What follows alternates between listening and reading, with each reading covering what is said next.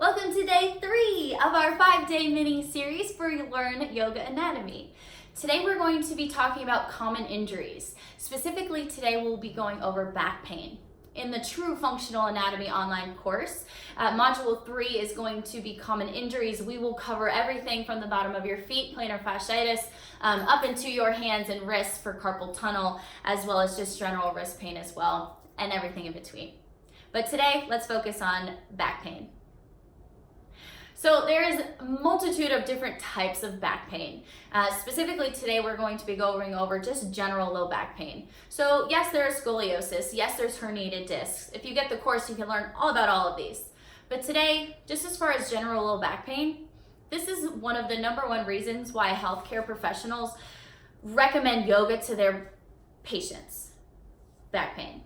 So when they walk into a yoga class, they know nothing about vinyasa, hatha, hot 26. They don't know the difference. They just walk into your yoga studio and they tell you, well, you know what, my doctor sent me here for back pain.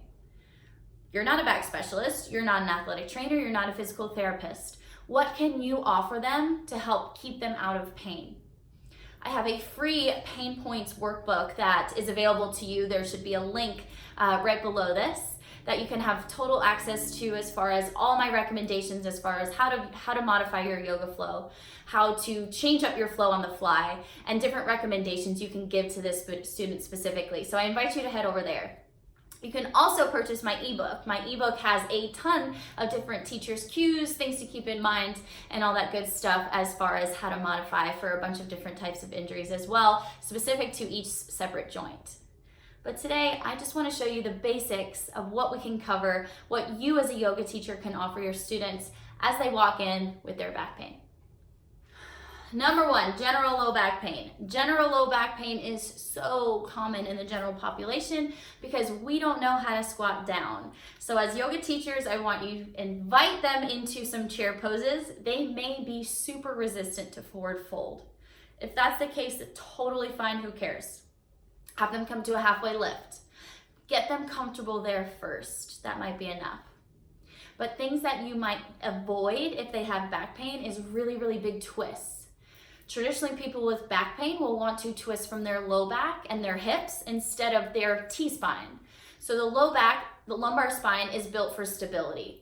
The T-spine, where all your ribs attach to, is built for mobility. So all of your rotations, whether it's in crescent or chair or just standing mountain pose, should come from your T-spine, should come from your thoracic spine. So the first thing I want you to do is you might have to limit these twists, especially passive twists where you're coming to a full bind with these students, but limit the amount of twisting that they get from their hips and their low back.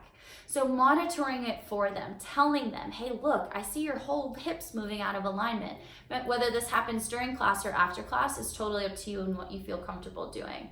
But make sure that they are twisting from their rib cage instead of from their low back. Another thing that's totally safe is almost everything on their back. So to have someone just lay with their back flat, bring their knees into their chest, bring single leg, double leg, half pigeon as far as recline pigeon, so figure 4 stretch. Waterfall, all of that should be totally safe.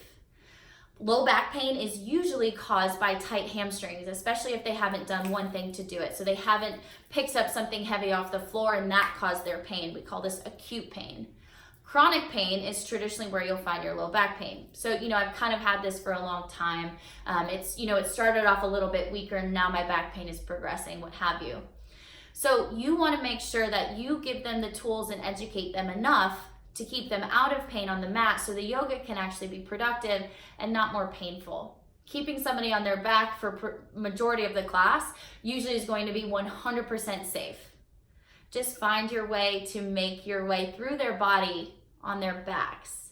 So this means having to get super creative with your flows.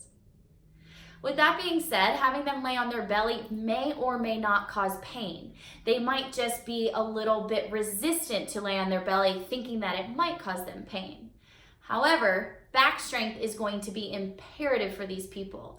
They are probably weak in their back, which caused their injury in the beginning.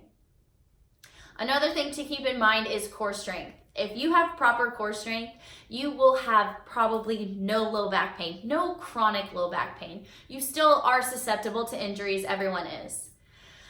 Core strength is imperative to have with your back flat. So if you are laying on your back doing flutter kicks, doing scissor kicks, doing 30, 60, 90 lowers, bicycles, whatever your core of choice is, if your low back is coming way off the ground and then flattening, way off, flattening, way off, flattening, you're not strengthening your core. So one of my favorite ways to incorporate core strength is to incorporate through the dead bug. That's where I start most all of my back patients.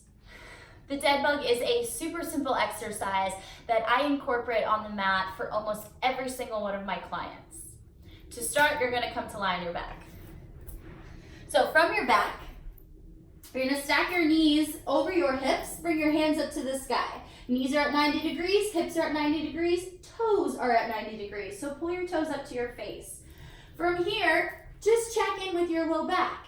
If you can slide your hand under and you're noticing a lot of space here, you're not doing it right. So take your hand under your low back and it's a little bit of a posterior pelvic tilt, press your low back flat, pull your belly up and in. If this is not accessible for people, have them drop their heels. Still toes pulled into their face and just have them work on this little rock here. Pull their bellies up and in, knit the ribs together, and still be able to breathe.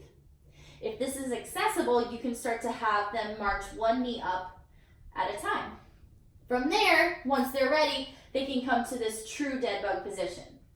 Now, if this is too easy and they can hold it here for 30 seconds to a minute, you can start making it harder by offering some heel taps.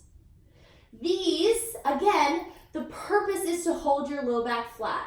If you're noticing the low back coming up as you drop your heel, and then you pull it back up, the low back comes back to flat, you drop it and lift up and it flattens, you're not doing this right. The purpose of and intention of this posture is to keep your low back flat the entire time.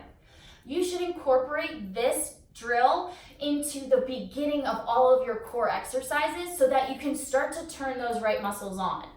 As the core muscles start to turn on, as the hip flexors get allowed to turn off just a little bit, you're better able to use your core, the deep core muscles, instead of relying on your hip flexors to do all the strength of your legs and your hips for you.